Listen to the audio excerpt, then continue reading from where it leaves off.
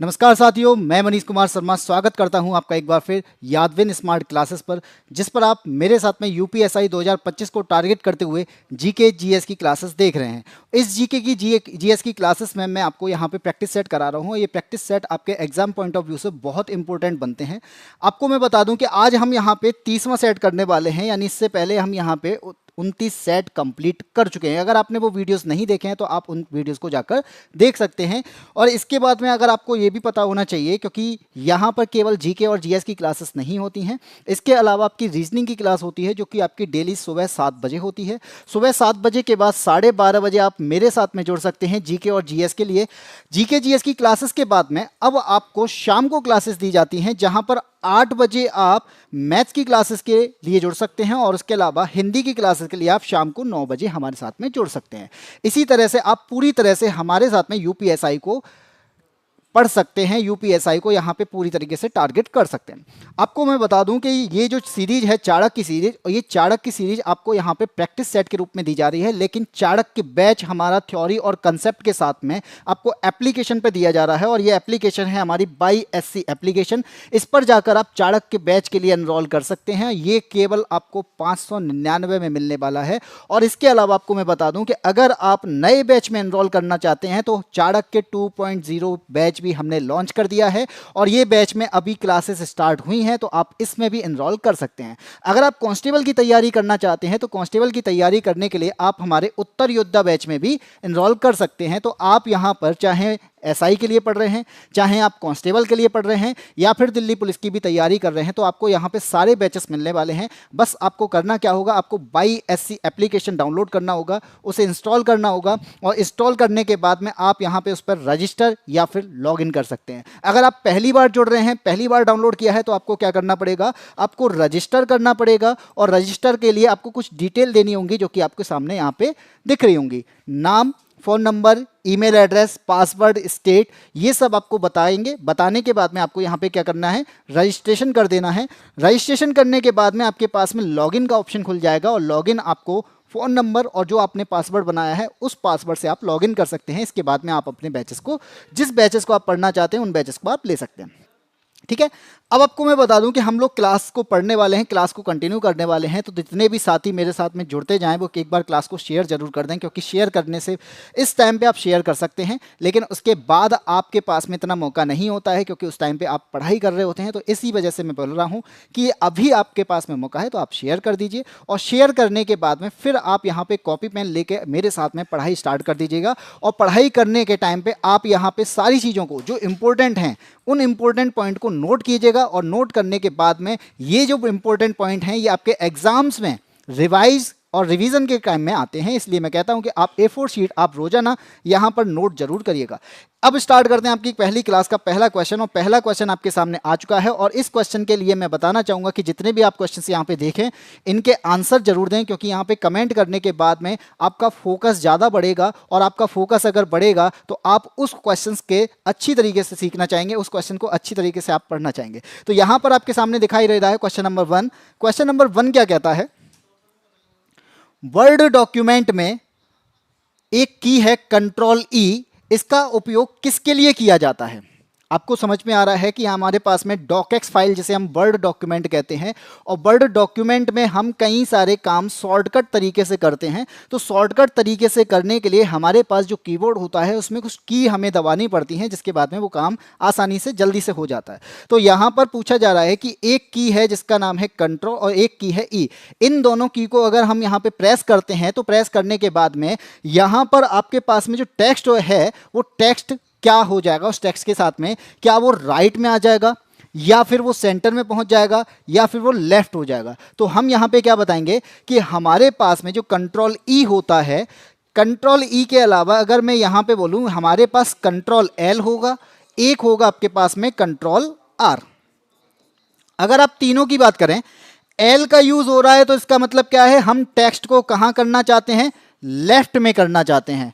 अगर control are हो रहा है तो हम टेक्स्ट को कहाँ करना चाहते हैं, हम राइट की ओर करना चाहते हैं। और अगर कंट्रोल ई हो रहा है तो इसका मतलब क्या है, हम टेक्स्ट को कहाँ करना चाह रहे हैं, हम सेंटर में रखना चाह रहे हैं। जैसा कि आपको हमारा क्वेश्चन दिखाई दे रहा है, ये क्वेश्चन हमारा राइट साइड में है, तो इसका मतलब क्या है कि हमने यहाँ पे इसको कॉपी यानी इसको कॉपी किया होगा, यानी सेलेक्ट किया होगा। सेलेक्ट करने के बाद में क्या किया होगा, इसको यहाँ पे कंट्रोल आर प्रेस किया होगा। कंट्रोल आर के बाद में आपको राइट साइड दिख रहा है, तो हम यहाँ पे कह सकते हैं कि हमने यहाँ पे कंट्रोल आर का यूज जो किया है राइट अलाइनमेंट के लिए किया है। और जो अगर मैं इसे कंट्रोल ई कर देता तो ये जो क्वेश्चन है आपको यहां साइड में ना दिख के बिल्कुल बीचों बीच में दिखता, तो हम कहते हैं कि हमने यहां पे शॉर्टकट की कंट्रोल ई का यूज किया है।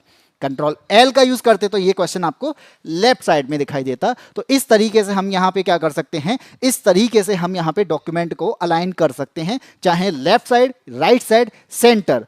अब आपके माइंड में आ रहा होगा कि जस्टिफाइड का मतलब क्या है। तो जस्टिफाइड का मतलब है कि मेरे पास में जो टेक्स्ट होगा वो टेक्स्ट बिल्कुल क्या हो, दोनों किनारों पर बराबर बराबर मात्रा में हो। इसी वजह से इसे जस्टिफाइड के नाम से कंट्रोल जे से कर सकते हैं। चलिए बात करते हैं क्वेश्चन नंबर 2 की। आपको पता है कि हमारे पास में बहुत सारे ऑर्गेनाइजेशंस हैं और ये ऑर्गेनाइजेशंस जो हैं इनके कहीं ना कहीं पे हेडक्वार्टर हैं। तो हमें यहाँ पे हेडक्वार्टर पूछ लिए जाते हैं कि इस ऑर्गेनाइजेशन का हेडक्वार्टर कहाँ पर है। तो इसी तरीके से आपके पास को पूछा गया है कि एक हमारे पास में ऑर्गेनाइजेशन है जिसका नाम है विश्व व्यापार संगठन। क्या नाम है, विश्व व्यापार संगठन, जिसे हम WTO के नाम से जानते हैं। किस नाम से जानते हैं, हम इसे WTO के नाम से जानते हैं। और वर्ल्ड ट्रेड ऑर्गेनाइजेशन का हमसे क्या पूछा जा रहा है, हेडक्वार्टर पूछा जा रहा है, यानी मुख्यालय पूछा जा रहा है। तो आप क्या बताएंगे कि इसका जो हेडक्वार्टर है वो कहाँ पर है। इसका जो हेडक्वार्टर है वो ये है आपका जिनेवा में। कहाँ पर है, जिनेवा में है। और आपसे अगर मैं ये पूछूं, कहीं कहीं पे आपको जिनेवा ना दिखेगा, वहां पे आपको क्या दिख जाएगा, स्विट्जरलैंड दिख जाएगा, क्योंकि जिनेवा कहां पर है, जिनेवा आपका स्विट्जरलैंड में है। इसलिए कभी कभी यहां पर पूछ लिया जाता है कि WTO का मुख्यालय कहां पर है, स्विट्जरलैंड में, या WTO का मुख्यालय कहां पर है, कि स्विट्जरलैंड में जिनेवा में है। तो हमारा आपका आंसर क्या हो जाएगा, ऑप्शन नंबर बी हो जाएगा। तो कितने लोगों का आंसर सही है यहाँ पे, यहाँ पे राहुल कुमार का आंसर सही है और बिमल कुमार का आंसर सही है। तो बिल्कुल सही आंसर दिया है। अगर मैं आपसे ये कहूं क्या केवल जिनेवा में WTO का ही मुख्यालय है, तो आंसर होगा नहीं। हमारे पास में बहुत सारी ऑर्गेनाइजेशंस हैं जिनके मुख्यालय आपको कहां दिखेंगे, आपको जिनेवा में दिखेंगे। तो मैं कह सकता हूं कि एक हमारा वर्ल्ड हेल्थ ऑर्गेनाइजेशन है जिसका हेडक्वार्टर कहां पर है, इसका हेडक्वार्टर आपका कहां पर है, जिनेवा में। अगर मैं आपसे कहूं इंटरनेशनल लेबर ऑर्गेनाइजेशन, क्या नाम है इसका, इंटरनेशनल लेबर ऑर्गेनाइजेशन का हेडक्वार्टर कहां पर है, इसका हेडक्वार्टर कहां पर है आपका, ये भी आपका जिनेवा में है। अगर आपसे मैं कहूं कि वर्ल्ड मेट्रोलॉजिकल ऑर्गेनाइजेशन का हेडक्वार्टर कहां पे है, ये भी आपका जिनेवा में है। और अगर मैं आपसे ये कहूं कि वर्ल्ड इंटेलेक्चुअल प्रॉपर्टी ऑर्गेनाइजेशन कहां पर है, जिसे हम WIPO कहते हैं, तो इसका भी हेडक्वार्टर कहां पे है, ये भी आपका जिनेवा में है, ये भी आपका स्विट्जरलैंड में है। तो इस तरीके से हमारे पास में बहुत सारे क्वेश्चंस के आंसर ये मिल जाता है कि जिनेवा में है। लेकिन अगर मैं ये कहूं कि आपके पास में जितने भी ऑप्शंस हैं इनके हेडक्वार्टर, इनमें कौन कौन से हेडक्वार्टर हैं, तो मैं कह सकता हूं कि हमारे पास जो ब्रुसेल्स है, ब्रुसेल्स में एक मोस्ट इंपॉर्टेंट पार्ट, यानी जिसे हम नाटो के नाम से जानते हैं, जो अभी न्यूज में भी बना हुआ है रशिया और यूक्रेन के युद्ध की वजह से, क्योंकि यूक्रेन नाटो में शामिल होना चाहता है। तो ये जो नाटो का मुख्यालय है, आपसे पूछा जा सकता है ये कहां पर है, ब्रुसेल्स में है। और आपको अगर पता हो कि इस नाटो में वेस्टर्न कंट्री भी शामिल हैं, यानी उन वेस्टर्न कंट्री में आता कौन है, आपका यूरोपियन यूनियन। तो यूरोपीय यूनियन का हेडक्वार्टर कहां पे, ये भी आपका ब्रुसेल्स में है। अगर आपसे पूछ लिया जाए इसके अलावा एपेक का मुख्यालय कहां पर है, तो आप क्या बताएंगे, एपेक का मुख्यालय कहां पर है, सिंगापुर में है, यानी पैसिफिक इकोनॉमिक कॉरपोरेशन, किसके साथ में, एशिया के साथ में, एशिया पैसिफिक इकोनॉमिक कॉरपोरेशन जो है ये कहां पर है, ये आपका सिंगापुर में। न्यूयॉर्क की बात करेंगे तो आप कहेंगे यूनाइटेड नेशन का मुख्यालय कहां पर है, न्यूयॉर्क में है। तो आपके पास में जितने भी हेडक्वार्टर हैं वो मोस्टली जो से पूछे जाते हैं वो मैंने आपको यहां पे बता दिए हैं। नमस्ते भाई AB डिविलियर्स जोहान्सबर्ग से हाँ बिल्कुल, 4 अप्रैल 1949 में की गई थी। आपको भी ये भी पता होना चाहिए कि रशिया और अमेरिका जो है, इनके बीच में एक कोल्ड वॉर चलती है। यूएसएसआर ने भी आपका एक वार्सा पैक्ट के नाम से बनाया था। इसी प्रकार से नाटो जो बना था वो यूएसए के द्वारा बनाया गया था। वार्सा पैक्ट खत्म हो जाता है 1991 में। उस टाइम पे यूएसएसआर जो है 15 कंट्री में टूट जाता है और यहां पर एक रशिया नाम का देश आपको दिखाई देता है। ठीक है, चलिए आगे बढ़ते हैं, क्वेश्चन नंबर 3 पे आते हैं। आप जानते हैं कि प्रवाल क्या होते हैं, कोरल क्या होते हैं। हमसे यही पूछा जा रहा है कि कोरल जो है ना कुछ आइलैंड का निर्माण कर देते हैं। अब कैसे करते हैं, तो आपने देखा होगा कि आपने जब लक्षद्वीप की ओर आप जाते हैं तो लक्षद्वीप के द्वीप को अगर आप देखते हैं तो लक्षद्वीप के द्वीपों पे आपको व्हाइट यानी सफेद कलर के दिखाई देते हैं। कैसे दिखाई देते हैं, हमें व्हाइट कलर के दिखाई देते हैं। और ये व्हाइट कलर का होना ही दिखाता है कि यहां पर क्या है, कोरल हुए होंगे, यहां पर कोरल का मरना हुआ होगा, यानी कोरल के कारण ही ये क्या हो जाते हैं, सफेद हो जाते हैं। जितने भी आपको द्वीप दिखाई देते हैं उनके पास में जो व्हाइट कलर का पार्ट दिखाई देता है, जो जमीन दिखाई देता है, वो आपका कोरल से बनी होती है, कैल्शियम कार्बोनेट से बनी होती है। इसी प्रकार से इसका जो आंसर हो जाएगा वो कौन सा हो जाएगा, ऑप्शन नंबर सी हो जाएगा। क्या है इसका आंसर, हाँ जी, माजुली नहीं है, माजुली सबसे बड़ा प्रवाल द्वीप है। हाँ जी बिल्कुल है, अदा गौतम का आंसर है ए, और वी मिश्रा का भी आंसर आ चुका है, ऑप्शन नंबर ए नहीं है, इसका आंसर हो जाएगा आपका सी। ठीक है, कि कोरल आइलैंड मोस्टली आपको कहां मिलते हैं, अंडमान निकोबार और लक्षद्वीप में मिलते हैं। दमन द्वीप और यहां पे कह सकते हैं छोटे प्रवाल द्वीप के रूप में यहां पे भी जाने जाते हैं। तो अंडमान निकोबार और लक्षद्वीप जो हैं आपके कोरल आइलैंड के नाम से जाने जाते हैं, जहां पर आपको व्हाइट कलर का क्या दिखाई देता है, कैल्शियम कार्बोनेट से बनी एक जमीन दिखाई देती है जो कोरल के मरने से बनती है। यानी जैसे ही कोरल मरता है तो कोरल मरने के बाद में अपने खोल से, अपने स्केलेटन से क्या छोड़ता है, कैल्शियम कार्बोनेट छोड़ देता है। ठीक है, इसलिए आंसर क्या हो जाएगा, ऑप्शन नंबर सी हो जाएगा। अब बात करते हैं क्वेश्चन नंबर 4 की। ओके, चलिए आगे बढ़ते हैं, क्वेश्चन नंबर 4 पे आते हैं। ये हाल ही की बात हो रही है, लेकिन ये क्वेश्चन जब आया था तो उसके अकॉर्डिंग हाल ही की बात हो रही है। लेकिन मैं यहाँ पे बता दूं कि ये जो क्वेश्चन है इसलिए इम्पोर्टेंट बनता है क्योंकि आपको पता होना चाहिए कि हमारे यहाँ पे बैंक का नेशनलाइजेशन जो हुआ था उसके अकॉर्डिंग हमारे यहाँ पे आज के टाइम पे कितनी बैंक बची हुई हैं और पहले कितनी हुआ करती थी। ठीक है, तो सबसे पहले मैं यहाँ पे बात करता हूँ कि बैंकों का जो राष्ट्रीयकरण हुआ है इसकी स्वर्ण जयंती कब बनाई गई थी। तो आप यहाँ पे कहेंगे कि हमारा सबसे पहला नेशनलाइजेशन कब हुआ था। सबसे पहला नेशनलाइजेशन 19 जुलाई 1969 को हुआ था। 19 जुलाई 1969 को पहला राष्ट्रीयकरण हुआ था। और पहला राष्ट्रीयकरण में यहां पर इंदिरा गांधी के द्वारा कितनी बैंकों का राष्ट्रीयकरण किया गया था, 14 बैंकों का राष्ट्रीयकरण किया गया था। ठीक है, इसके बाद में 1980 यानी 1980 में 6 बैंकों का राष्ट्रीयकरण किया जाता है। तो टोटल मिलाकर हमारे पास में कितनी बैंक हो जाती हैं, 20 बैंक जो हैं नेशनलाइज हो जाती हैं, यानी राष्ट्रीय बैंक जो हैं वो 20 हो जाती हैं। लेकिन हाल ही में आपको पता है 2019 के बाद में आसपास यहां पे मर्जर स्टार्ट हो गए। मर्जर के बाद में प्रेजेंट में आपके पास में बैंक की संख्या कितनी है, नेशनलाइज यानी नेशनलाइज बैंक की संख्या कितनी है, कितनी संख्या हो गई है, 12 हो चुकी है। यानी जो 20 बैंक हुआ करते थे अब यहां पर मर्जर के बाद में आपके पास में 12 बैंक प्रेजेंट में मौजूद हैं। तो आपसे मैं ये कह रहा हूं 50 वर्ष कब हुए होंगे से, तो स्वर्ण की राष्ट्रीयकरण की स्वर्ण जयंती कब बनाई गई होगी, 50 वर्ष होने पर। तो 1969 से 50 वर्ष कब हो जाएंगे इसके, 2019 में, ऑप्शन नंबर ए में। ठीक है, पुराना करंट का क्वेश्चन है, लेकिन मैं ये कहता हूं कि इंपॉर्टेंट अभी भी बनता है क्योंकि आपको पता होना चाहिए कि पहला नेशनलाइजेशन कब हुआ था, दूसरा नेशनलाइजेशन कब हुआ था, कितनी बैंकों का हुआ था, प्रेजेंट टाइम में कितनी बैंकें हैं नेशनलाइज हैं यानी राष्ट्रीयकृत बैंकें कितनी हैं। तो हम कहेंगे 12 हैं, जिसमें से आपकी एसबीआई है, पीएनबी है, बैंक ऑफ बड़ौदा है, कैनरा है, यूनियन है, इंडियन है, बैंक ऑफ इंडिया है, यूको बैंक है, सीबीआई है, आईओबी है, बीओएम है, पी एंड और पंजाब एंड सिंध बैंक है। इस तरीके से हमारे पास में 12 बैंक बन जाती हैं। अब बात करते हैं क्वेश्चन नंबर 5 की। हाँ जी बिल्कुल, अभी मिश्रा ए आंसर दिया है, बिल्कुल सही आंसर है। हाँ जी, चलिए आगे बढ़ते हैं। क्वेश्चन नंबर आता है आपका 5, और ये क्वेश्चन नंबर 5 क्या कहता है कि हमारे पास में जो हरित पौधे होते हैं इसे किस रूप में जाना जाता है, कितने पौधे हैं, यानी किस पौधों को, हरित पौधों को किस रूप में जाना जाता है? तो हमारे पास हरित पौधे हैं। हरित पौधों का मतलब है कि जो हरे पौधे हैं ये क्या करते होंगे, ये फोटोसिंथेसिस करते होंगे। क्या करते होंगे भैया?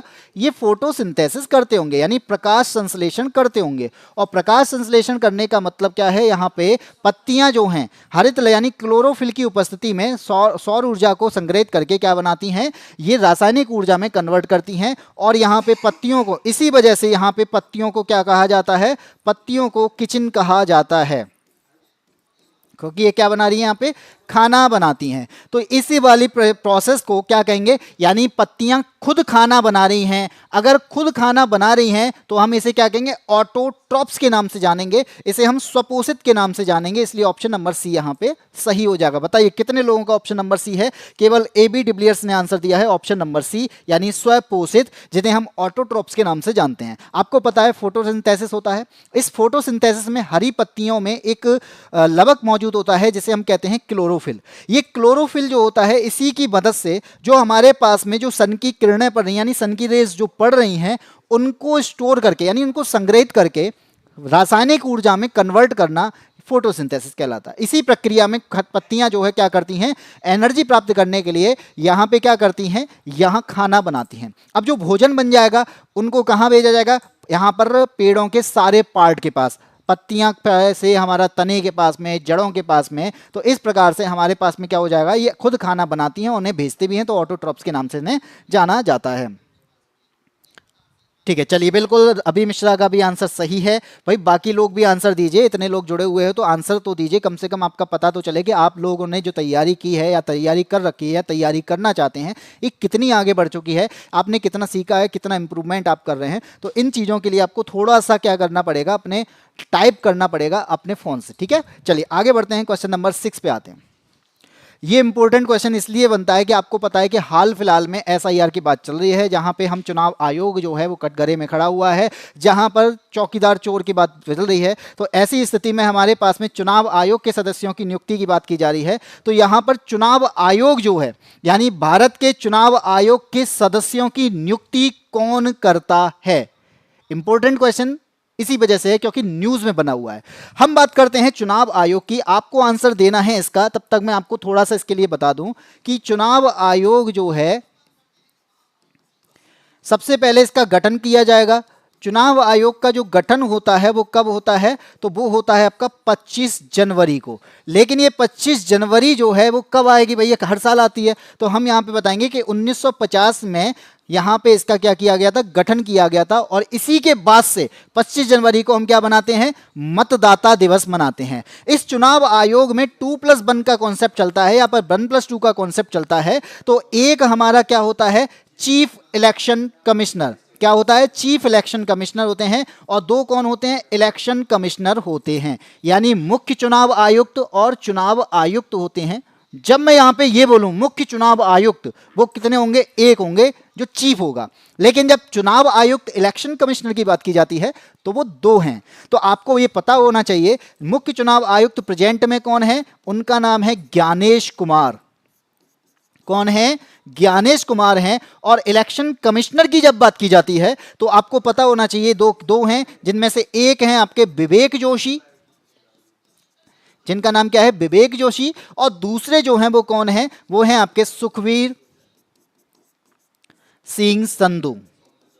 ठीक है, अब मैं आपसे ये क्वेश्चन करता हूं कि ये जो ज्ञानेश कुमार हैं, विवेक जोशी हैं, सुखवीर सिंह संधू हैं, क्या इनकी नियुक्ति इनमें से किसी के द्वारा होती है? तब आपका आंसर होगा हाँ, इनमें से एक के द्वारा इनकी नियुक्ति होती है, उनका नाम है राष्ट्रपति। तो आपको पता चल गया कि चुनाव आयोग में जो सदस्य होते हैं उनकी नियुक्ति करने वाले कौन होते हैं, राष्ट्रपति होते हैं। और इनका जो कार्यकाल होता है वो 6 वर्ष या फिर 65 वर्ष की आयु का होता है। यानी इनमें से जो भी पहले हो जाएगा उसके अकॉर्डिंग उनका क्या होता है, रिटायरमेंट होता है। बिल्कुल अभी मिश्रा, ज्ञानेश कुमार, सुखवीर सिंह और राष्ट्रीय मतदाता दिवस, एबी डिविलियर्स का भी आंसर सही है। अदा गौतम का भी आंसर ऑप्शन नंबर सी है, बिल्कुल सही आंसर दिया है। यानी आपको यहां पे पता होना चाहिए, आर्टिकल नंबर 324 के तहत चुनाव आयोग की बात की जाती है। इसका जो गठन किया जाता है 25 जनवरी 1950 को किया जाता है, और इसी वजह से हम मतदाता दिवस मनाते हैं 25 जनवरी को। आया समझ? चलिए बिल्कुल अदा गौतम, अभी मिश्रा और AB डिविलियर्स। चलिए आगे बढ़ते हैं, क्वेश्चन नंबर 6 पे आते हैं। जब हमने यहाँ पे राष्ट्रीय चुनाव आयोग की बात कर ली तो भाई अपने स्टेट इलेक्शन कमीशन की भी बात कर लेते हैं। हमारे यहाँ पे उत्तर प्रदेश में भी क्या है, एक निर्वाचन आयोग है, इसके द्वारा भी चुनाव कराए जाते हैं। यहाँ पे बात आती है कि उत्तर प्रदेश राज्य निर्वाचन आयोग का मुख्यालय किस जिले में स्थित है। अगर यहाँ पे स्टेट इलेक्शन कमीशन है तो इसका कहीं ना कहीं तो मुख्यालय होगा, इसका कहीं कभी ना कभी कहीं ना कहीं किसी वजह से गठन भी किया जाता होगा, इसकी स्थापना भी की जाती होगी, इनकी नियुक्ति भी की जाती होगी और यहाँ पे कोई ना कोई स्टेट इलेक्शन कमिश्नर भी होगा। तो उन्हीं क्वेश्चंस की हम बात करते हैं। तो सबसे पहले मैं बात करता हूं कि हमारे यहाँ पे क्या है, हमारे यहाँ पे है यूपी स्टेट इलेक्शन कमीशन। ठीक है, जब यहां पे इनके गठन की बात की जाती है, इलेक्शन कमीशन के जब गठन की बात की जाती है या फिर स्थापना की बात की जाती है, तो आपका आंसर क्या हो जाएगा, ये यूपी में स्टेट इलेक्शन कमीशन का स्थापना कब की गई थी, 1994 में की गई थी। अगर आपसे पूछा जाए कि जिस तरह से नियुक्ति की जा रही थी राष्ट्रपति के द्वारा, तो स्टेट इलेक्शन में नियुक्ति किसके द्वारा की जाएगी, तो आपका आंसर क्या हो जाएगा, राज्यपाल के द्वारा किया जाएगा। ठीक है, अब आपसे मैं ये बात करूं कि यहां पर इसका मुख्यालय भी होगा, तो मुख्यालय आप क्या बताएंगे, सबका आंसर सही है, डिविलियर्स का, अभी मिश्रा का, सभी ने आंसर सही दिया है, सर अंजलि मिश्रा। ठीक है, चलिए ऑप्शन क्या हो जाएगा इसका, ऑप्शन यहां पे आपका ऑप्शन नंबर डी सही हो जाएगा, क्योंकि यहां पे आपको पता होना चाहिए कि हमारे यहां पे जो स्टेट इलेक्शन कमीशन है इसका मुख्यालय जो है वो कहां पर है, लखनऊ में है। इनमें नियुक्ति जो की जाती है इलेक्शन कमिश्नर की, वो किसके द्वारा की जाती है, राज्यपाल के द्वारा की जाती है। लेकिन आपसे मेरा एक क्वेश्चन और है कि वर्तमान में उत्तर प्रदेश में स्टेट इलेक्शन कमिश्नर कौन है, ये आंसर जरूर बताइएगा कि वर्तमान में उत्तर प्रदेश में स्टेट इलेक्शन कमिश्नर कौन है। जिस प्रकार से हमें पता है कि हम ज्ञानेश कुमार की बात करते हैं तो जो कि चीफ इलेक्शन कमिश्नर हैं, CEC हैं, जो कहां पर हैं, चुनाव आयोग में। इसी प्रकार से हमारे यहां पे उत्तर प्रदेश में भी जो इलेक्शन कमिश्नर है, तो वहां पर कमिश्नर कौन है ये आपको बताना है, इसका आंसर आपको देना है। तो जल्दी से आंसर दीजिएगा इसका, देखता हूं कितने लोगों का आंसर आता है। चलो आगे बढ़ते हैं, तब तक आप आंसर दीजिएगा, मैं आपको आगे लेके चलता हूं। आप यहां पे देख पा रहे होंगे कि सुत्त पिटक एक ग्रंथ है, सभी जानते हैं कि सुत्त पिटक भाई एक ग्रंथ है, लेकिन ये कहां का और किस धर्म का ग्रंथ है ये आपको बताना है। ठीक है, लेकिन मैं आपको एक बात बता दूं कि हमने यहां पे इस सुत्त पिटक के लिए बात करते हैं कि पिटक नाम से जो चीज है यानी ग्रंथ है, ये हम 3 प्रकार के देखते हैं। 3 प्रकार के किस प्रकार से, तो आप देखेंगे सबसे पहले तो आप देख ही पा रहे हैं सुत्त पिटक है। सुत्त पिटक के अलावा आप देखेंगे यहां पे दूसरा जो है वो है, हम उसे कहते हैं विनय पिटक, और तीसरे की अगर मैं बात करूं तो इसे कहते हैं अविधम्म पिटक। क्या कहते हैं इसे, अविधम्म पिटक। सुत्त पिटक की मैं बात करूं जो यहां पर मुख्य उपदेश है, अब किसके उपदेश हैं ये आपको बताने हैं। यहां पर मुख्य उपदेश दिए गए हैं, यानी जो भी उपदेश दिए गए इनके द्वारा, इन चारों में से किसी के द्वारा उपदेश दिए गए होंगे, वो इस सुत्त पिटक के अंदर आते हैं। अगर मैं आपसे बोलूं कि इन तीनों में सबसे प्राचीन कौन है, तो सबसे प्राचीन आपका विनय पिटक है, जो कि आपको यहां पे दिखाई दे रहा है। तो आप बताइए क्या आंसर होने वाला है। हाँ जी बिल्कुल, पिटक का अंतर होता है, टोकरी बिल्कुल। नेट नहीं चल रहा है तो भाई नेट को कोशिश करो, एक आता है ऑप्शन उसमें फ्लाइट उड़ाने का, तो आप फ्लाइट मोड से जाके दोबारा से ओपन कर सकते हैं, तो हो सकता है कि बाई चांस आपका नेट अच्छा चल जाए, क्योंकि ऐसी स्थिति आ जाती है, क्योंकि आपको पता है मौसम भी ऐसा चल रहा है, बारिश का मौसम है, तो बारिश के मौसम में ऐसी स्थिति आ सकती है। तो आप अगर नेट नहीं चल रहा है तो नेट इश्यू को इसी तरह से सॉल्व कर सकते हैं, कोई और तरीका है नहीं है। ठीक है, तो यहाँ पर आंसर आ चुका है मिश्रा जी का, बौद्ध धर्म और त्रिपिटक बिल्कुल सही आंसर है। तो आपका आंसर जो है, इसका आंसर क्या हो जाएगा, ऑप्शन नंबर डी हो जाएगा। ये जो पिटक हैं ये बौद्ध धर्म से रिलेटेड हैं, बौद्ध धर्म के ग्रंथ हैं, 3 पिटक हैं, 3 टोकरी हैं, सुत्त पिटक, विनय पिटक और अभिधम्म पिटक। अगर आप बात करें महात्मा बुद्ध की, तो महात्मा बुद्ध के द्वारा जो उपदेश दिए गए थे वो आपको मुख्य उपदेश आपको कहाँ मिलने वाले हैं, सुत्त पिटक के अंदर मिलने वाले हैं। चलिए बिल्कुल अभी मिश्रा, चलिए आगे बढ़ते हैं, अगले क्वेश्चन पे आते हैं, क्वेश्चन नंबर 9। आपके पास में यहां पे आपको पता है कि हम लोग जो भी हाँ, यहाँ पे बात की जा रही है कि निम्नलिखित में से किस विटामिन को नियासिन के नाम से जाना जाता है। तो आपके पास में आपकी बॉडी के अंदर बहुत सारे विटामिन आपको देखते हैं। तो जब मैं बात करता हूं कि हमारे पास में ये चारों में से कोई ऐसा विटामिन है जिसे नियासिन के नाम से जाना जाता है, और आपको पता होना चाहिए ये नियासिन जो है ये ऊर्जा उत्पादन में काम आता है, ये नर्वस सिस्टम के स्वास्थ्य के लिए भी उपयोगी होता है। ठीक है, तो आप बताइएगा तब तक इसमें से कौन सा है जिसे हम नियासिन कहते हैं, तब तक मैं आपको बता देता हूं कुछ और चीजें। जैसे अब मैं एक आंसर कहता हूं विटामिन K2, क्या विटामिन K2 को नियासिन के नाम से जाना जाता है? तब आपका आंसर क्या होगा? इसका आंसर हो जाएगा नहीं। क्यों? इसे हम मेनाक्विनोन के नाम से जानते हैं। तो विटामिन एक के का नाम पूछा जाए तो विटामिन K2 का नाम है मेनाक्विनोन। क्या नाम है इसका?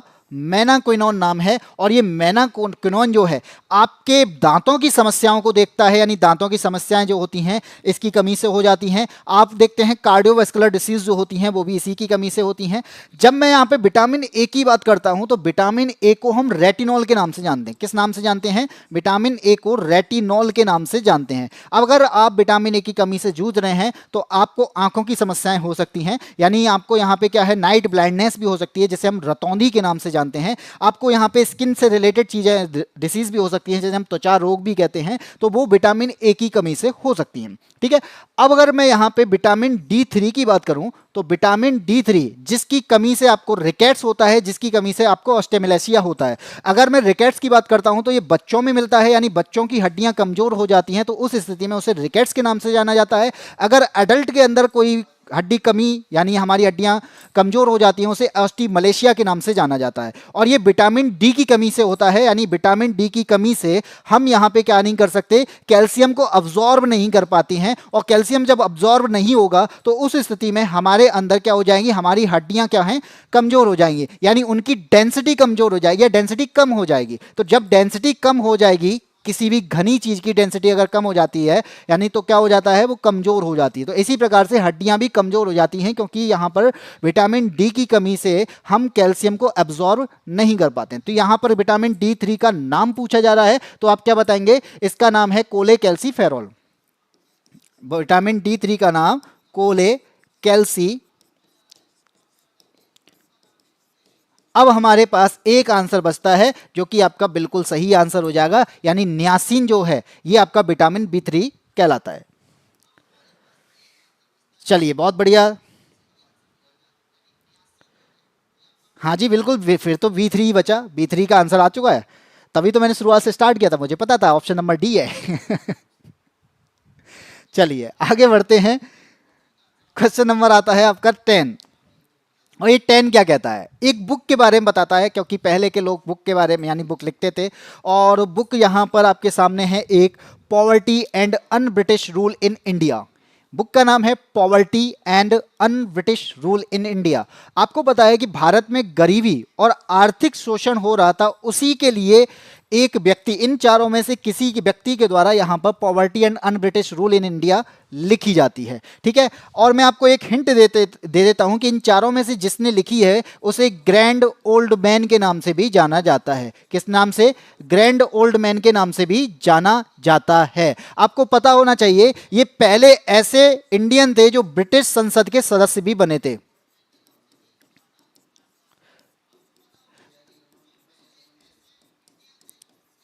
यानी ब्रिटिश संसद के पहले भारतीय कोई बने थे वो भी यही हैं। अगर मैं आपसे कहूं कि कलकत्ता यानी 1886 में कलकत्ता का अधिवेशन, 1886 में कलकत्ता का अधिवेशन, 1893 में लाहौर का अधिवेशन, और इसके अलावा यहां पर 1906 में एक बार कलकत्ता के अधिवेशन में कांग्रेस की अध्यक्षता करने वाले व्यक्ति भी यही हैं।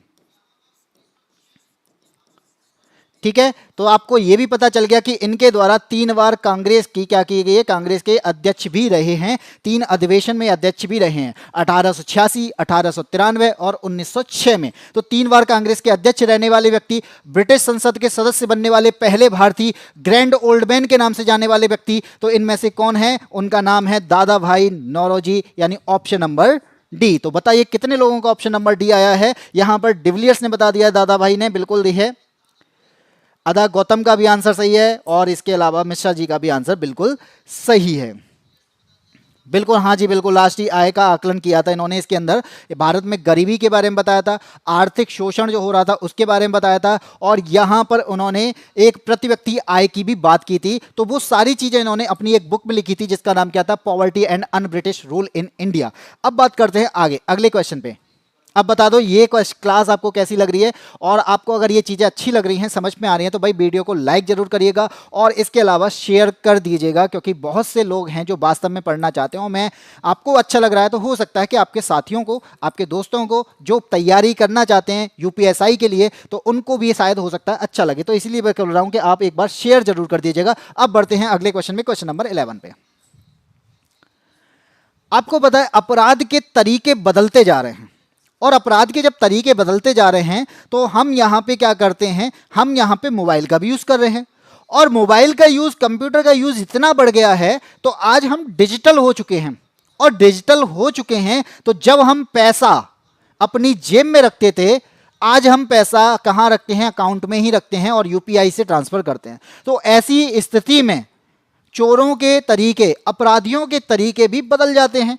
तो यहीं पर क्वेश्चन ऐसा पूछा गया है कि ऐसा अपराध जहां पर इंटरनेट पर नजर रखने वाला यानी स्टॉक करने वाला आपको एक मेलवेयर संक्रमित फाइल डाउनलोड करने और डाउनलोड के लिए बरगलाने का प्रयास करता है, उन्हें आपके वेबकैम तक पहुंच प्रदान कर सकता है, तो उसे क्या कहा जाता है, उसे किस नाम से जाना जाता है। मान लो एक ऐसे तरीके से समझ सकते हैं कि मान लीजिए उसने एक ऐसी फाइल भेजी, यानी किसी व्यक्ति के द्वारा एक ऐसी फाइल भेजी है जिसमें क्या है, मेलवेयर इन्फेक्टेड है।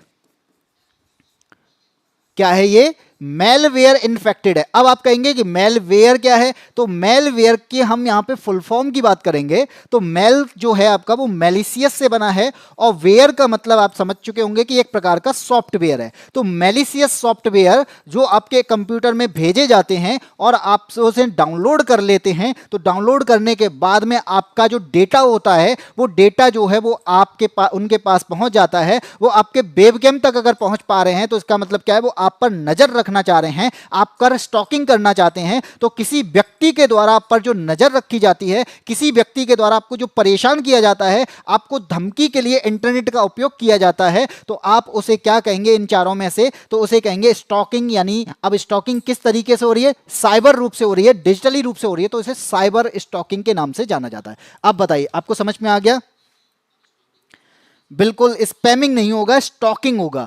ठीक है, यहां पर एक बात याद रखना, पहले से ही उसने बता दिया है कि ये बात जो हो रही है ना केवल नजर रखने वाले के लिए हो रही है, और नजर जो रखता है तो उसे स्टॉक कहते हैं। क्या कहते हैं, उसे स्टॉकिंग कहते हैं। तो स्टॉकर्स ही है ये। अगर ये स्टॉकर्स है तो क्या हो जाएगा, इससे किया जाने वाला अधिकार जो अपराध होगा उसे साइबर स्टॉकिंग कहेंगे।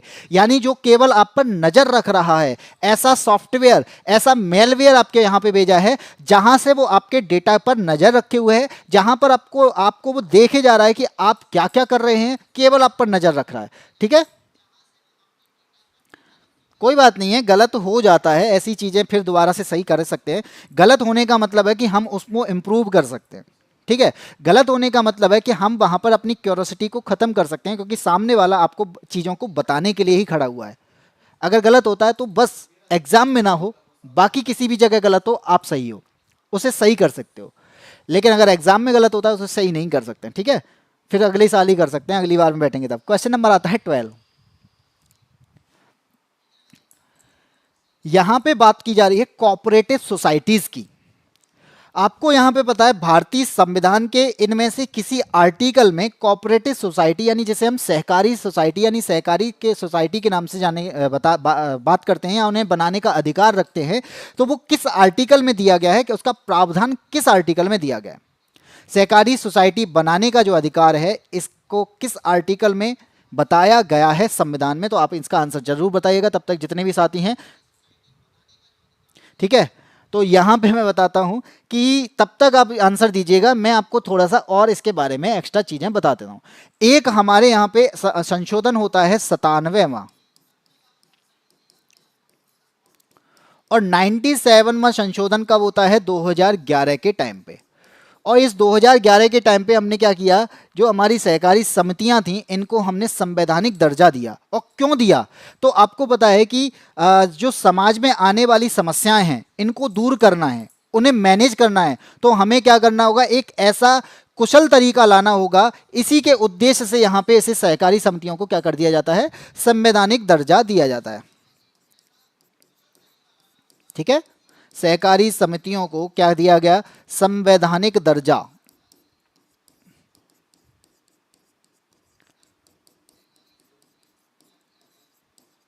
ठीक, दर्जा दे दिया। अब मैं आपसे बोलूं कि जब हम किसी भी चीज में अमेंडमेंट करते हैं तो कुछ ना कुछ जोड़ते हैं, कुछ ना कुछ ऐड करते हैं। तो इसका मतलब क्या है कि इस संशोधन में भी कुछ ना कुछ ऐड किया गया होगा। तो आपको पता होना चाहिए इसमें एक भाग जोड़ा जाता है, नया भाग जोड़ा जाता है, और वो नया भाग कौन सा है, 9B का भाग। ठीक, क्या जोड़ा जाता है, 9B जोड़ा जाता है। और इसके तहत इसमें आर्टिकल भी जोड़े जाते हैं। अगर 9B जोड़ा गया है तो इसमें आर्टिकल भी जोड़े गए हैं, यानी 243, इसको हटा देते हैं, इतना इंपॉर्टेंट नहीं है। तो नया भाग 9B जोड़ा जाता है, आर्टिकल 243ZH और 243ZT जोड़े जाते हैं। अगर मैं यहां पे बात करूं कि बनाने का अधिकार किस में दिया गया है, तो आप कहेंगे कि ये एक मूल अधिकार है। ये क्या है, एक मूल अधिकार है, और मूल अधिकार आर्टिकल 19 में दिया जाएगा। लेकिन वो कौन सा होगा, तो आप याद रखिएगा ऑप्शन नंबर बी यहां पे सही हो जाएगा। आर्टिकल नंबर 19(1)(c) में, यानी सी क्लॉज में दिया गया है सहकारी सोसाइटी बनाने का अधिकार। ठीक है, इसके अलावा भाग 4 में,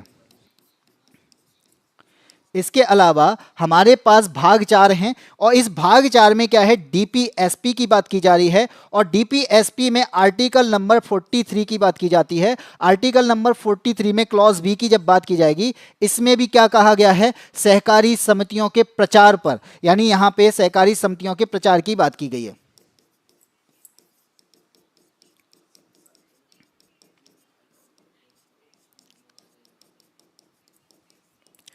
ठीक है, तो भाग 4 में भी सहकारी समितियों के प्रचार की बात की गई है। सहकारी समितियों को संवैधानिक दर्जा देने के लिए भाग 9B जोड़ा गया, और यहां पर भाग जो है ये 3 में आर्टिकल 19(1)(c) की जो बात है, ये हमारे मूल अधिकार की बात करता है। लेकिन एक पॉइंट आपके लिए इंपॉर्टेंट बनता है, ये वाला। क्यों इंपॉर्टेंट बनता है, क्योंकि यहां पर आपको यह पता होना चाहिए कि 2021 में मोदी सरकार के द्वारा एक मंत्रालय की स्थापना की जाती है, उसे कहा जाता है सहकारिता मंत्रालय। क्या बोला जाता है, सहकारिता मंत्रालय। और इस सहकारिता मंत्रालय के कोई मंत्री बनाए गए थे, जो पहले मंत्री भी कहलाए थे, उनका नाम क्या है, और प्रेजेंट में सहकारिता मंत्रालय किसके पास है, ये भी आपको बताना है। तो जितने भी लोग इसका आंसर देंगे, इसका मतलब है वो करंट अफेयर्स पर बहुत अच्छे से फोकस यानी पकड़ बनाए हुए हैं। तो जल्दी से बताइए, सहकारिता मंत्रालय जिसकी स्थापना 2021 में की जाती है, यहां पर इसके मंत्री कौन है,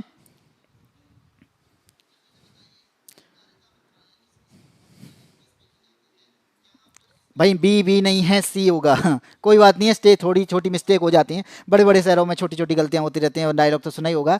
तो यहां पर बात की जा रही है कि हमने जो बात कर ली पूरी कोऑपरेटिव सोसाइटी की बात कर ली, लेकिन इससे रिलेटेड एक मंत्रालय भी जो अभी हाल फिलहाल में बना है, उसके मंत्री कौन है, उसकी स्थापना 2021 में की जाती है। अब आपको पता चल गया होगा कि दो नरेंद्र मोदी सरकार में बना है, तो नरेंद्र मोदी सरकार से व्यक्ति ही कोई यहाँ पे क्या होगा, मंत्री होगा। तो उसका नाम बता दीजिए जल्दी से। गुड मॉर्निंग का, गुड मॉर्निंग कहाँ से हुआ अभी, हाँ बिल्कुल लेट हो, क्यों नहीं, क्वेश्चन नंबर 12 चल रहा है, तो इसका मतलब लेट ही हो ना। 1 से स्टार्ट करते हैं हम लोग। चलिए आगे बढ़ते हैं, आप आंसर दीजिएगा, तब तक हम बढ़ते हैं क्वेश्चन नंबर 13 पे।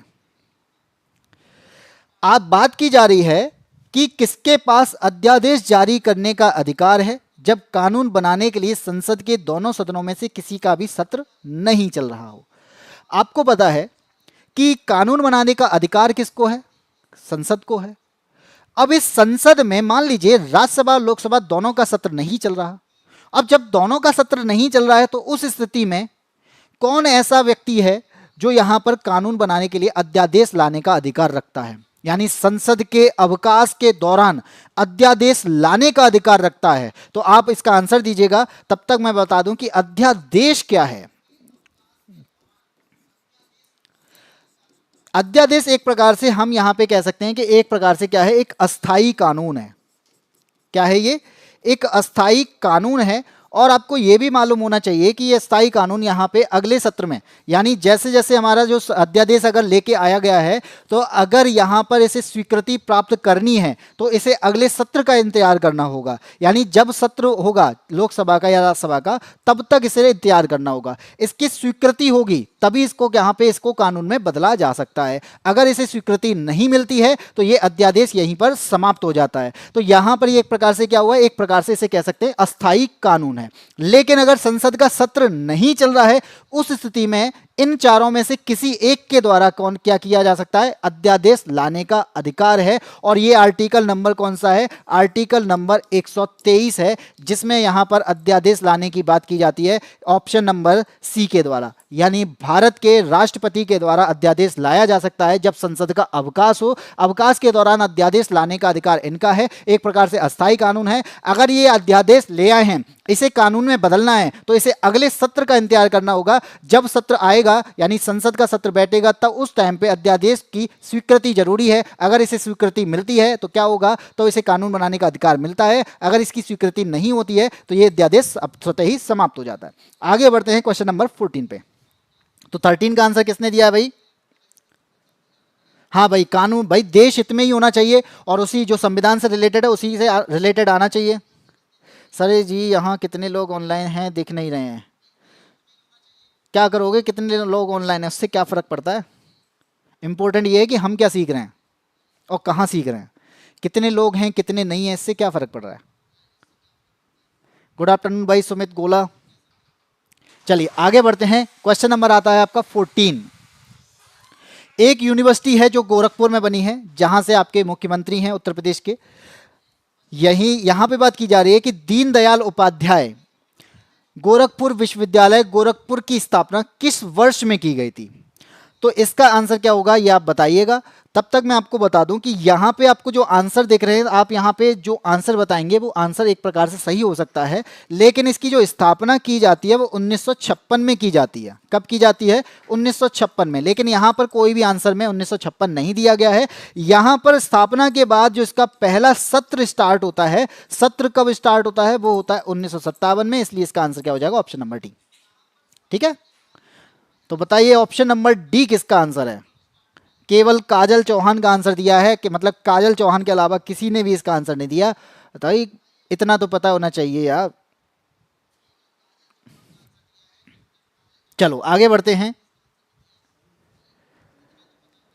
सभी देवियों सज्जनों से निवेदन है कि कृपया पढ़ाई पर ध्यान दें, फालतू और बेवकूफ़ी वाली वार्ता ना करें। बिल्कुल सही बात है भाई, पढ़ाई पर फोकस करें, पढ़ाई ही जरूरी है। क्योंकि हम किसी भी चैनल पे जब बात करते हैं तो वहाँ पर उसका कोई मतलब नहीं होता। टीचर का काम केवल पढ़ाना होता है और स्टूडेंट का काम केवल पढ़ना होता है, और फालतू की बकवास से दूर रहना होता है। ठीक है, चलो स्टार्ट करते हैं आपका अगला question, question number 15। Question number 15 कहता है कि किसी भी विधेयक को धन विधेयक के रूप में कौन प्रमाणित कर सकता है, यानी कौन सर्टिफाई कर सकता है कि ये धन विधेयक है या फिर नहीं है। तो यहां पर आपको ये बताना है। तब तक मैं आपको बताता हूं कि यानी जब मनी बिल की बात करते हैं, धन विधेयक की बात करते हैं, धन विधेयक केवल लोकसभा में लेके आया जाता है। ठीक है, इसे केवल लोकसभा में पेश किया जाता है। अगर धन विधेयक की बात की जाती है, इसके लिए आर्टिकल नंबर 110 है जहां पर धन विधेयक की बात की जाती है। अगर मैं कहता हूं कि धन विधेयक है तो इसमें सरकार की आय व्यय का लेखा, यानी सरकार की आय और व्यय, इसका अलावा ऋण का लेखा, यानी ऋण के बारे में, ऋण लेने के बारे में। तो यहां पर इसका पूरा क्या होता है? लेखा जोखा रहता है। ठीक है, आपको मालूम होना चाहिए कि अगर लोकसभा में पेश हो रहा है, राज्यसभा में पेश नहीं किया जा रहा अभी शुरुआत में, यानी केवल लोकसभा में पेश किया जाता है। राज्यसभा में जब ये भेजा जाता है तो 14 दिन के भीतर इसे क्या करना होता है? विचार करना होता है, उस पर सुझाव देने का सीमित अधिकार है इसे। ठीक है, लेकिन इसमें क्या नहीं कर सकती राज्यसभा? इसमें संशोधन नहीं कर सकती, इसमें कोई अमेंडमेंट नहीं कर सकती, ना ही इसे अस्वीकार कर सकती है।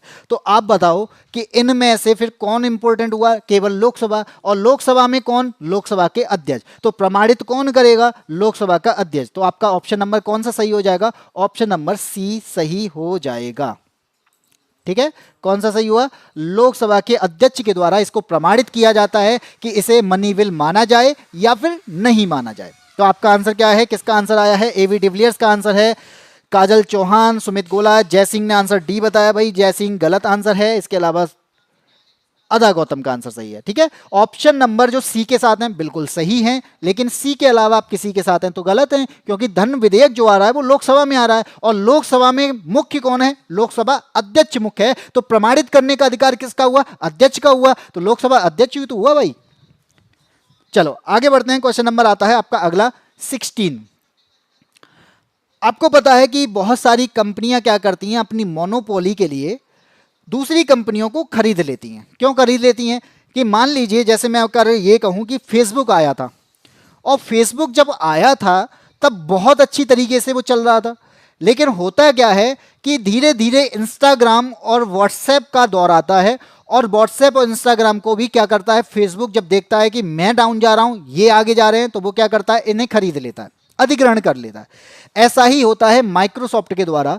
माइक्रोसॉफ्ट द्वारा इनमें से एक सोशल नेटवर्किंग साइट है, इन चारों में से उसको क्या कर लिया जाता है? खरीद लिया जाता है। तो 2012 की बात है, 2012 में एक सोशल नेटवर्किंग साइट आई थी जिसका नाम था येमर। येमर एक साइट थी, यहां पर हम क्या कर सकते थे? यहां पर हम अपने फोटो वीडियो वगैरह शेयर कर सकते थे। ये भी वेबसाइट बहुत अच्छी चल रही थी। तो ऐसी स्थिति में माइक्रोसॉफ्ट आगे आता है और माइक्रोसॉफ्ट इस येमर का क्या कर लेता है? अधिग्रहण कर लेता है, इसे खरीद लेता है, अपने अधिकार में रख लेता है। ठीक है, तो ये एक प्रकार से हम कह सकते हैं कि मोनोपोली होती है। मोनोपोली का मतलब है कि मेरे अलावा और कोई नहीं होना चाहिए कंपटीशन के लिए। जब कंपटीशन होता दिखता है तो जो बड़े लोग हैं वो आगे आते हैं और छोटे वाली जो कंपनी होती हैं उन्हें खरीदने की कोशिश करते हैं, और अगर वो सफल भी हो जाते हैं। तो इसी प्रकार से माइक्रोसॉफ्ट एक बड़ी कंपनी है, उसने छोटी कंपनी येमर को अपनी तरफ खरीद लिया, और खरीदने के बाद में अब येमर का अस्तित्व भी आप मुश्किल देख पाते होंगे कहीं पे। चलिए आगे बढ़ते हैं। क्वेश्चन नंबर आता है आपका 17। भाई जनगणना इस साल तो हो रही है, और इस साल बड़ी मुश्किल से हो पा रही है, और जब हो रही है तो बहुत सारी चीजें निकल के आएंगी, लेकिन जब तक नहीं आ रही है तब तक पुरानी याद करनी पड़ेगी। तो पुरानी कौन सी है? 2011 की। 2011 की जनगणना के अनुसार भारत की महिला साक्षरता दर कितनी है? अब भारत की महिला साक्षरता दर आपको बतानी है, तो आप पहले इन 2-3 चीजों को नोट कर लीजिए जो मैं आपको यहां बता देता हूं। ठीक है, सबसे पहले हमें पता होना चाहिए भारत की साक्षरता दर कितनी है। कितनी? भारत की साक्षरता दर कितनी है, लिटरेसी रेट कितनी है। फिर हमें पता होना चाहिए भारत में पुरुषों की साक्षरता दर कितनी है। फिर हमें पता होना चाहिए भारत में महिलाओं की साक्षरता दर कितनी है। और इसके बाद अगर पूछा जाएगा तो क्या पूछा जा सकता है? सर्वाधिक साक्षरता दर वाला राज्य।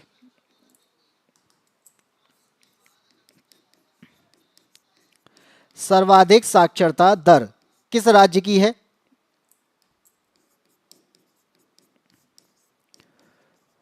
और फिर क्या पूछा जाता है? कम किसकी है। तो मैं दोनों आपको बता देता हूं, सारी चीजें यहां पे लिखते हैं। चलिए सबसे पहले भारत की साक्षरता दर की बात की जाएगी तो भारत की साक्षरता दर जो है वो 74.04% है, यानी लगभग 74%। पुरुषों की बात की जाएगी तो पुरुषों की जो साक्षरता दर है वो लगभग 82% है। 14 हम याद करना चाहें कर सकते हैं, नहीं करना चाहें नहीं कर सकते हैं। लेकिन महिलाओं की बात की जाएगी तो 65 कितना है? 65.46। अब ये 46% ही यहाँ पे 65.5% में आपको दिखाई देता है, यानी इसका नंबर ऑप्शन नंबर बी सही हो जाएगा। काजल का आंसर सही है भाई, और किसी का आंसर क्यों नहीं आ रहा? भाई आंसर देना सीखो। अगर हम किसी में किसी भी चीज में आगे बढ़कर आना चाहते हैं तो लीडरशिप क्वालिटी आएगी, लेकिन अगर हम आगे ही नहीं आ रहे हैं किसी भी चीज के तो एक तरफ बैठे रह जाओगे। तो मैं कहता हूं आंसर देना सीखो, कम से कम आंसर दिया करो। यहां पे मैं बताऊं साक्षरता दर वाला जो राज्य है सबसे ज्यादा आपको किसकी दिखाई देगी? तो सबसे ज्यादा आपको केरल की दिखाई देती है। केरल की साक्षरता दर जो है भारत में सबसे ज्यादा है, और ये 94% बोली जाती है, लेकिन मैं आपको रियल बता देता हूं 93.91%, इसलिए इसे 94 कह देते हैं।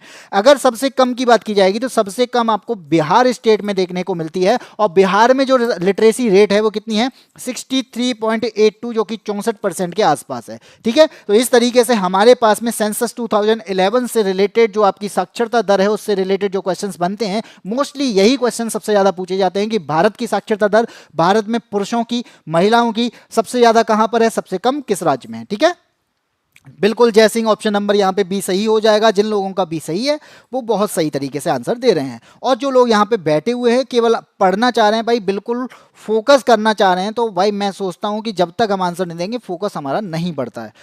वो कहते हैं ना कि किसी भी चीज को पढ़ने के बाद यहां पर मैं खुद से लिखूंगा नहीं, तब तक मैं उस चीज को ज्यादा अच्छे से नहीं समझ सकता। इसलिए कहा जाता है कि पढ़ने के टाइम पे नोट्स बनाए जाते हैं। ऐसे ही मैं कहता हूं कि यहां पर भी आप कुछ पढ़ रहे हो कमेंट किया करो, अब फालतू वाले छोड़ के। ठीक है, क्वेश्चन नंबर 18, भारतीय राष्ट्रीय कांग्रेस के कलकत्ता अधिवेशन की अध्यक्षता किसने की थी, बताइए। आप आंसर दे सकते हैं कि हमारे पास में यहां पे पूछा जा रहा है कांग्रेस के कलकत्ता अधिवेशन 1906 में जो हुआ था, इसकी अध्यक्षता करने वाले कौन थे। तो कितने लोगों का आंसर आने वाला है, जल्दी से आंसर दीजिएगा।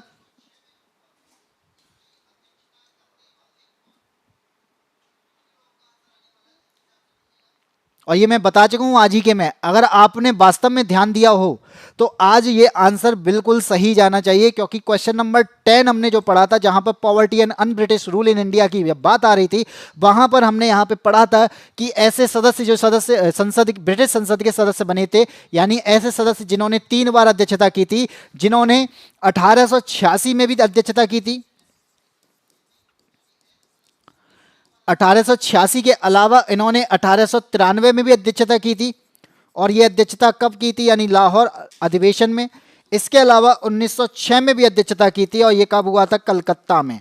ठीक है, तो आपको पता होना चाहिए ये 3 बार अध्यक्षता कर चुके हैं, तो अध्यक्षता किसने की थी, answer option number A answer दिया है काजल ने, और जय सिंह का आंसर आया है ऑप्शन नंबर बी। निशांत कह रहे हैं मैं नोट्स बना रहा हूं, और काजल कह रहे हैं दादा भाई Naoroji.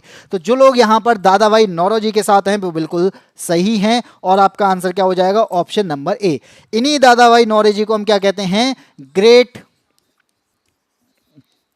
Old man of India.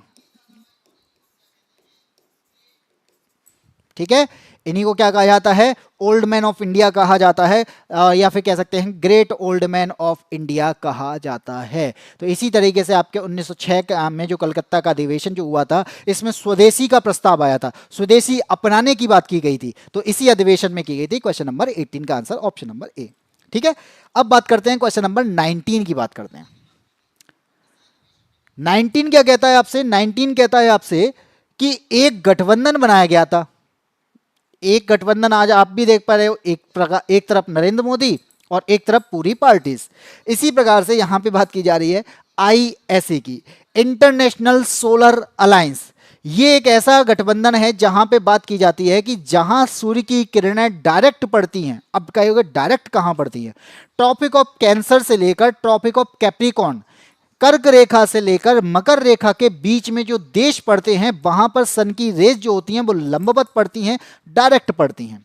ठीक है, तो ऐसी स्थिति में एक पेरिस सम्मेलन जब हो रहा था 2015 में, कब हो रहा था, पेरिस सम्मेलन जब हो रहा था 2015 में, तब कौन आता है पास, एक आता है भारत, और भारत के साथ में आता है फ्रांस। तो भारत और फ्रांस ने मिलकर 2015 में एक अलायंस की स्थापना की थी जिसका नाम था आईएसए, इंटरनेशनल सोलर अलायंस। और इसका जो मुख्यालय भी है, अगर आपसे पूछा जाए कि इसका मुख्यालय कहां पे है, तो आप कह सकते हैं कि इसका मुख्यालय भारत में है। और भारत में कहां पे है, तो आप कहेंगे कि इसका मुख्यालय गुरुग्राम में भी है। तो यहां पर आईएसए का मुख्यालय गुरुग्राम में है। इसके सदस्यों की संख्या अगर बात की जाएगी तो आप ये भी याद रखिएगा कि इसमें जो सदस्य हैं वो लगभग 121 हो चुके हैं, यानी 121 प्लस सदस्य यहां पर भी शामिल हो चुके हैं।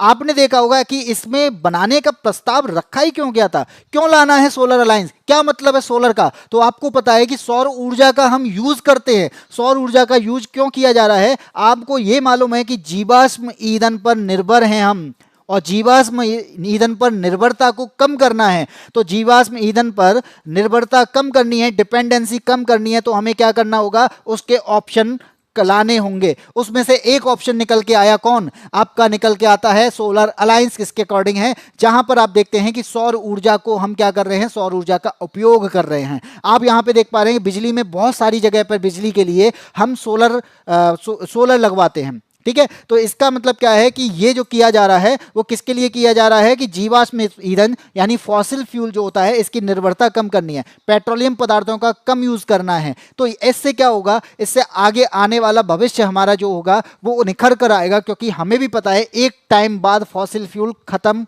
हो जाना है। ठीक है, तो इसका आंसर क्या हो जाएगा, फ्रांस तथा भारत के द्वारा की गई थी, ऑप्शन नंबर सी। सुमित गोला का आंसर सही है, काजल चौहान ने बता दिया, निशांत कह रहे हैं भैया ठीक है बढ़िया। जिन लोगों का आंसर सही है वो बहुत अच्छी तरीके से तैयारी कर रहे हैं, और इसका मतलब है कि वो आगे भी इसी तरीके से अगर तैयारी करते जाएंगे तो मुझे लगता है कि ऐसे लोग जरूर क्वालिफाई कर पाएंगे। आगे बढ़ते हैं, क्वेश्चन नंबर 20 की बात करते हैं। यहां पे बात की जा रही है कि ऐसा कौन सा संविधान का संशोधन है जिसमें भारतीय संविधान में 9वीं अनुसूची को शामिल किया गया था।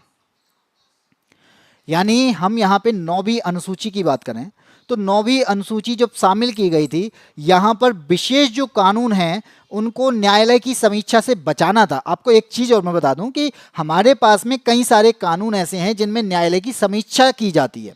ठीक है, अब जो कुछ कानून अगर बनाए जा रहे हैं, मान लीजिए विशेष कानून की बात कर रहा हूं, कोई कानून बनाया गया है तो उसे क्या करना है, उसे खत्म ना किया जा सके, उसमें संशोधन ना करवाए जा सके तो क्या किया जाएगा, न्यायालय की समीक्षा से बचाना पड़ेगा।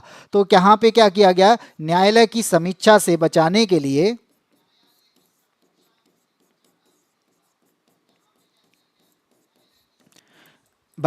क्या करना पड़ा, हमें संरक्षण देना पड़ा। ठीक है, किसको देंगे, कानून को संरक्षण देंगे, जिससे क्या है कानूनों में छेड़छाड़ ना किया जा सके। क्योंकि आपको भी पता है कि अगर कोई भी कानून बनाया जाता है तो उस पर कभी कभी न्यायालय की समीक्षा बैठ जाती है और न्यायालय उसकी समीक्षा करता है, समीक्षा करने के बाद उसमें संशोधन करने की बात करता है। तो ये जो है ये सबसे पहली बार किया गया था, अब कब, 1951 में। 1951 में संशोधन होता है और ये आपका पहला संशोधन था, यानी जब संविधान बन चुका था, बनने के बाद में पहला संशोधन जो किया गया था वो यही किया गया था, यानी ऑप्शन नंबर सी आपका सही हो जाएगा। 1951 में इसका संशोधन किया जाता है और इसी संशोधन में 9वीं अनुसूची को शामिल किया जाता है और विशेष कानूनों को संरक्षण देने की बात की जाती है और इसमें न्यायालयिक समीक्षा से उसे बचाने का प्रयास किया जाता है, जिसमें न्यायालय उसमें दखलंदाजी ना कर सके, न्यायालय उसमें बदलाव ना कर सके। इसी प्रकार से आपका आंसर क्या हो जाएगा, ऑप्शन नंबर सी हो जाएगा। तो बताइए कितने लोगों का ऑप्शन नंबर सी सही है। सुमित का आंसर, काजल का आंसर, स्टूडेंट लाइफ का आंसर बिल्कुल सही है। तो जो लोग सी के साथ हैं बिल्कुल सही आंसर दे रहे हैं और इसी के साथ में ये आज का आखिरी क्वेश्चन था और आपको ये बताना है कि क्वेश्चन नंबर 20 में यानी 20 क्वेश्चंस में आपके कितने क्वेश्चन सही गए हैं। अगर आप 20 में से 18, 17, 16 या 15 तक पहुंच रहे हैं तो इसका मतलब है कि आपकी तैयारी बहुत अच्छी जा रही है। अब आपको थोड़ा और इंप्रूवमेंट करने की जरूरत है। लेकिन अगर आप 15 से नीचे हैं तो इसका मतलब है कि आपको वास्तव में इंप्रूवमेंट करने की जरूरत है। लेकिन अगर आप 10 से नीचे चले जाते हैं तो आपको बहुत ज्यादा पढ़ना पड़ेगा, यानी बहुत अच्छी तरीके से पढ़ना पड़ेगा। और यहां पर इसी वजह से ये क्लासेस चल रही हैं जहां पर आप अपनी तैयारी को परख सकते हैं, जहां पर ये जान सकते हैं कि मेरा कौन सा विषय कमजोर है, मेरा कौन सा टॉपिक कमजोर है, मैं किस टॉपिक में यहां पे मात खा रहा हूं, तो उस टॉपिक की तैयारी आप अच्छे से कर सकते हैं। तो जल्दी से बताइए, 8 किए हैं, 8 किस में से किए हैं, 10 में से, 20 में से, 15 में से, कितने में से, और 8 ठीक है। ये बहुत अच्छी बात है कि 8 किए और 8 सही हैं, यानी 8 आपने जो किए हैं वो 8 क्वेश्चंस ही किए और 8 सही निकल गए, तो आपका 100% एक्यूरेसी निकल के आ गई। बहुत बढ़िया काजल चौहान, यानी आप बहुत अच्छे तरीके से तैयारी कर रहे हैं, बहुत अच्छे तरीके से जा रहे हैं और इसी तरीके से आप तैयारी करते रहेंगे तो आपका सिलेक्शन इसी प्रकार से आगे हो जाएगा। जब मैं बात करता हूं कि इसके अलावा भाई हम लोग रीजनिंग की क्लासेस भी दे रहे हैं, सुबह 7 बजे दे रहे हैं, 12:30 बजे आप मेरे साथ में जीके की क्लास में जुड़ सकते हैं, शाम को 8 बजे मैथ्स की क्लास में और 9 बजे आपको हिंदी क्लासेस में जुड़ सकते हैं। बाकी लोग भी बता दीजिए, कम से कम आपने इतने लोग जुड़े हुए थे, जितने लोग जुड़े हैं कम से कम उतने लोग तब तक कमेंट नहीं कर रहे थे, लेकिन अब आपको मौका मिल रहा है कमेंट करने का कि आप कमेंट करके बता सकते हैं कि सर हमारा ये डाउट रहा है, ये डाउट क्लियर हो गया, हमने इतने क्वेश्चंस किए, ये क्लास कैसी लग रही है, फीडबैक भी दे सकते हो। बहुत चीजें होती हैं भाई, कम से कम इतना तो कर सकते हो।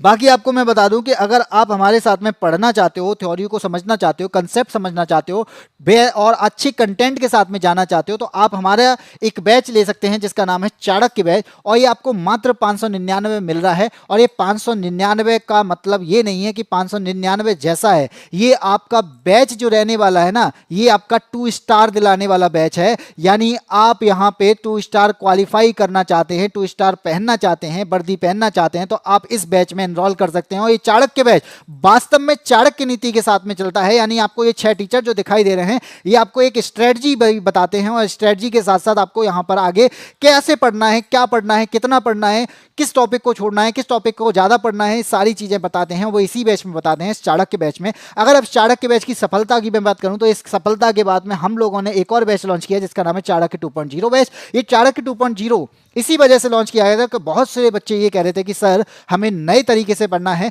हमें नया बैच लेना है, तो नए बैच के लिए आप इसमें एनरोल कर सकते हैं। अगर आप कांस्टेबल की तैयारी करना चाहते हैं तो आप उत्तर योद्धा बैच से भी जुड़ सकते हैं। तो इस तरीके से हम यहाँ पे पुलिस को पूरी तरीके से पढ़ा रहे हैं। अब बताइए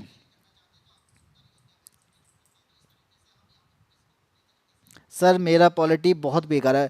काजल चौहान, पॉलिटी की मैं बात करूं तो आपको मैं बता देता हूं कि यहां पर अखिल सर के द्वारा पॉलिटी स्टार्ट की गई है चाणक्य बैच में। आप चाणक्य बैच में एनरोल करेंगे तो आप अखिल सर के द्वारा पॉलिटी को बहुत अच्छी तरीके से, बहुत ही एनालाइज के साथ में पढ़ सकते हैं, जिससे आपको वास्तव में जो आपका कमजोर है, वीक पॉइंट है, उस पर अखिल सर बहुत अच्छे से काम करते हैं। अगर आप वहां से पॉलिटी पढ़ते हैं तो मुझे लगता है कि आपका यूपीएसआई में जो सिलेक्शन रुका होगा वो इसी वजह से कंप्लीट होगा, क्योंकि आपको भी पता है कि सबसे ज्यादा पॉलिटी के क्वेश्चन पूछे जाते हैं। तो आप इसी वजह से मैं कह रहा हूं कि आपको बहुत अच्छे से पढ़ना है, आपको वास्तव में जानना है कि क्या हमें पढ़ना है, क्या नहीं पढ़ना है, किस पर ज्यादा फोकस करना है, तो आप हमारे इस चाणक्य बैच से जुड़ सकते हैं और पॉलिटी के लिए आप अखिल सर के साथ में जुड़ सकते हैं। ठीक है,